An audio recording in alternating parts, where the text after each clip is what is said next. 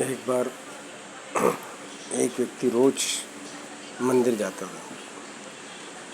किसी ने उसको ये बताया था कि मंदिर जाया करो और माता के पैर छू के जाया करो। जब भी कहीं काम पे जाओ माता के पैर छू के जाया करो। वो रोज यही करता था।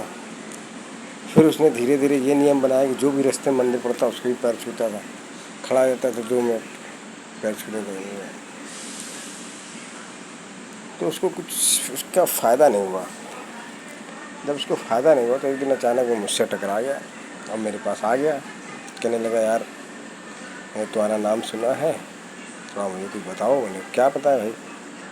क्या मैंने सुना आप सब कुछ देखते हो उंगली। मैंने कहा नहीं, तो थोड़ा बहुत नॉलेज है वो देख लेता हूँ, बता देता हूँ, बताओ क्या बात है। कि यार मैं इतना करता हूँ, काम भी करता हूँ और घर में भगवान को जब भी निकलता हूँ घर से तो माता के दुर्गा के पैर छू के जाता हूँ। जो भी मंदिर मिलता है उसको छूता हूँ, लेकिन मेरा कोई काम ही नहीं समझ में आता है कि पैसा भी नहीं आता, कुछ भी नहीं होता। मैंने किसको मानते हो? कहने मैं माँ को भी मानता हूँ, सबको मानता हूँ। कहने किसी एक को मानो। कहता वैसे तो मैं ज़्यादातर माँ को ही मानता हूँ, जब भी निकलता हूँ तो माँ के पैर छू के जाता हूँ। मैंने कहा ठीक है। तो माता के दरबार से निकलता हूँ, घर से जब निकलता हूँ तो माता के पैर छू लेता हूँ, माता के दर्शन कर लेता हूँ। किसी ने मुझे बताया था। तो मैंने कहा ये बताओ घर में तुम्हारे कौन कौन है? कहना मेरी माँ है, मेरी बहन है, एक छोटा भाई है। माँ से तुम्हारी कैसे पटती है? कहने माँ से तो ठीक है, ज़्यादा नहीं, लेकिन मैं अधिकतर माँ से मेरी बनती नहीं है, झगड़ा हो जाता है।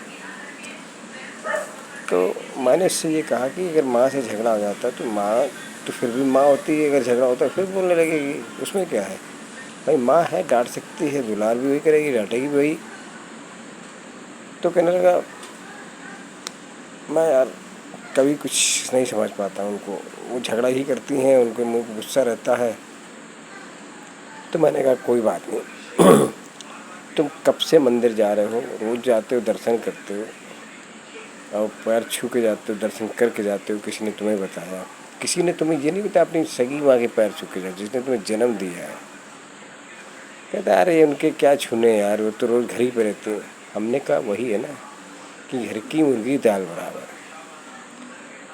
और तुम ये कह रहे हो कि भगवान मुझे कुछ देता नहीं, माता मुझे कुछ देती नहीं, मेरे घर में लक्ष्मी नहीं आती, मेरे घर में पैसा नहीं आता। तो ये बताओ, जिस माँ ने जन्म दिया और जिस माँ को उस भगवान ने बनाया, ठीक है, जिस माँ ने तुमको जन्म दिया तुम उसको मान नहीं रहे, और जिस भगवान ने माँ को बनाया तुम उसको भी नहीं मान रहे।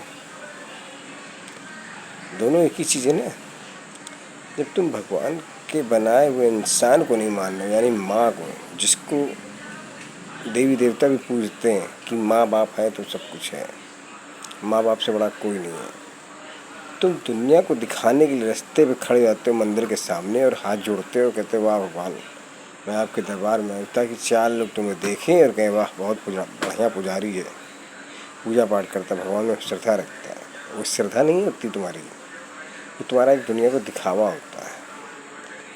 जब तुम अपने सगे माँ बाप के पैर छू के नहीं जा सकते, सगी माँ के नहीं छुए, तो वो माँ भी नहीं सुनेगी जो मंदिर में बैठी है, क्योंकि वो देख रही है तुम अपनी माँ की तो इज्जत करते नहीं। मेरे इज्जत करने आए हो, मेरे पैर छू रहे हो, मेरे आगे माथा टेक रहे हो, दुनिया वालों को दिखा रहे हो।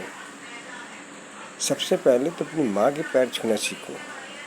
और तुम ये चमत्कार देखना, केवल ज़्यादा नहीं, 3 महीने, चाहे माँ कैसी भी हो, कितनी भी बुरी हो, कितनी भी कठोर हो, कितनी भी कड़वा बोलती हो, लेकिन अगर तुम्हें ज़रा सी भी चोट लगेगी ना तो माँ को दुख होगा और किसी को नहीं होगा। दूसरे नंबर पे बहन को होता है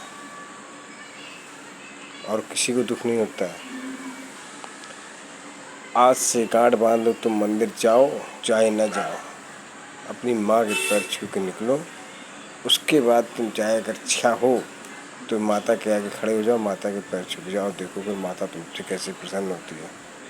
माता कैसे तुमसे प्रसन्न होती है देखना। फिर दोस्तों, जिसने माँ को नहीं माना वो मंदिर की माँ को मान के क्या करेगा? जय माता की, जय माता की।